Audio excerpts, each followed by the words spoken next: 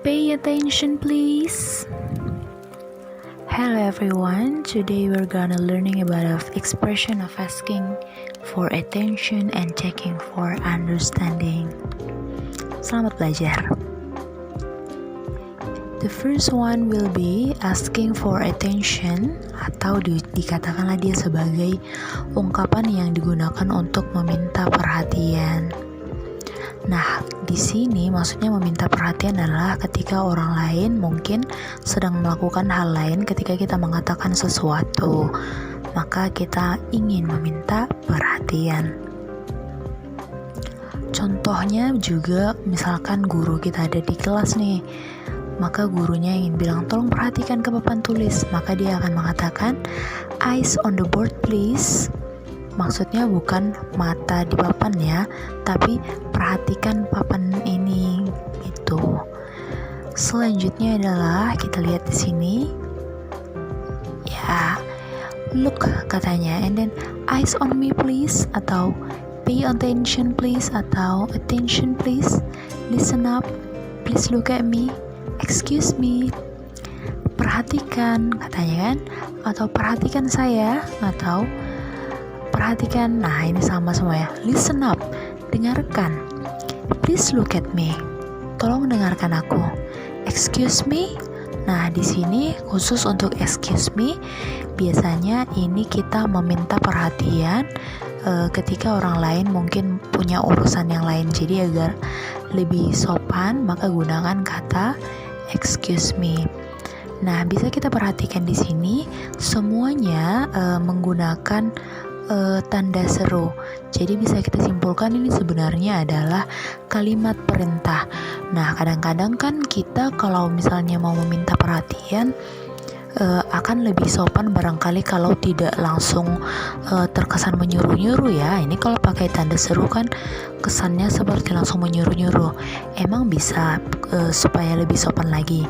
Maka di sini kita lihat. Nah, di sini kita bisa menggabungkannya dengan kata would you, could you, atau can you, bisakah kamu. Nah, ditambah dengan kata please, maka di sini dia lebih sopan. Would you pay attention please, atau would you give attention please, atau would you listen up please, atau would you look at me please. Nah, ini artinya sama ya. Bolehkah, maka ini bolehkah kamu memperhatikan saya, tolong, begitu dia. Jadi bisa digabung-gabungkan nih. Nah, di sini meskipun tadi kita katakan bahwa kalau kita menggunakan can I atau would you, nah di sini juga bisa ya. May I have your attention please? Bolehkah aku mendapatkan perhatianmu? Are you listening to me? Apakah kamu mendengarkan aku? Nah, di sini gaya bahasa kita juga mempengaruhi nih. Meskipun kita udah menggunakan kata may I dengan kata please, itu kan memang sopan. Tetapi kalau nada bicaranya itu tinggi juga akan berpengaruh. Contoh, may I have your attention please? Bedakan dengan may I have your attention please? Nah, itu kan beda. Jadi maka harus diperhatikan juga bagaimana nada bicara kita, seperti itu. Selanjutnya adalah expression of checking for understanding. Ungkapan yang digunakan untuk memastikan pemahaman seseorang tentang suatu hal.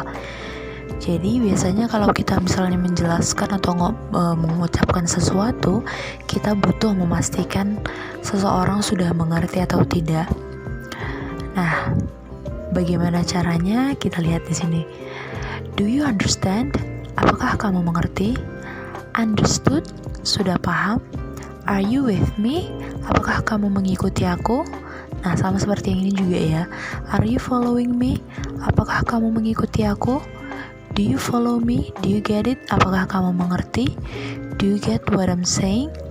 Apakah kamu mengerti apa yang saya katakan? Do you have any question? Apakah ada pertanyaan? Nah, ini semua bisa digunakan untuk memastikan apakah orang lain memahami apa yang kita jelaskan.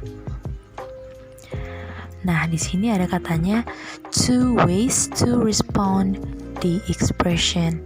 Dua cara untuk merespon ekspresi atau ungkapan tadi.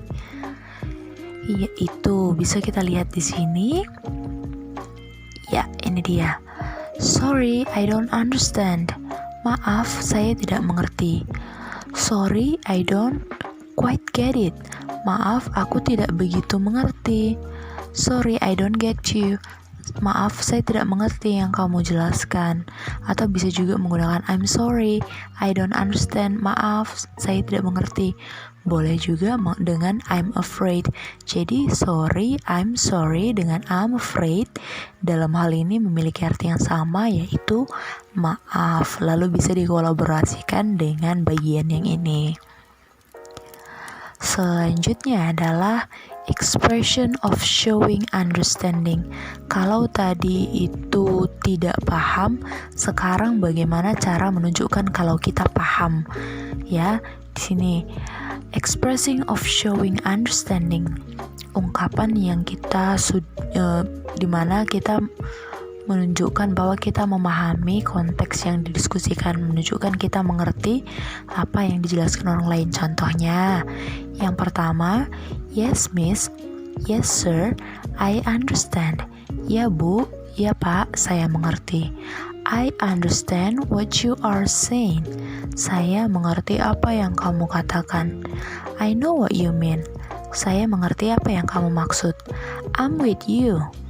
Saya mengikuti atau saya paham. I'm following you, sama ya, saya paham. Nah, ini adalah cara merespon bahwa kita paham secara formal. Biasanya secara formal ini kepada orang yang lebih tua atau situasi yang lebih resmi gitu. Tapi kalau biasanya kita sesama teman, nah ini bisa kita gunakan juga, disebut juga dengan informal ya. Yeah, sure. Ya, tentu saja. Of course, tentu saja. Got it. Ngerti. Nah, kita cocokkan untuk teman kan. I got you. Saya ngerti. Gotcha. Ngerti, aku paham gitu. Tapi ini memang benar-benar informal ya. Aye, kapten. Maksudnya iya kapten gitu dia. Jadi kan gak mungkin kita kepada orang yang lebih tua barangkali menggunakan kata ini kan. Jadi bisa dilihat situasi dan kondisinya. Oke, hari ini materinya sudah selesai. Sangat simpel bagaimana cara mencari perhatian orang lain, atau meminta perhatian, atau mungkin mengungkapkan apakah orang sudah mengerti atau tidak. Materinya hari ini sudah selesai. Thank you for your attention.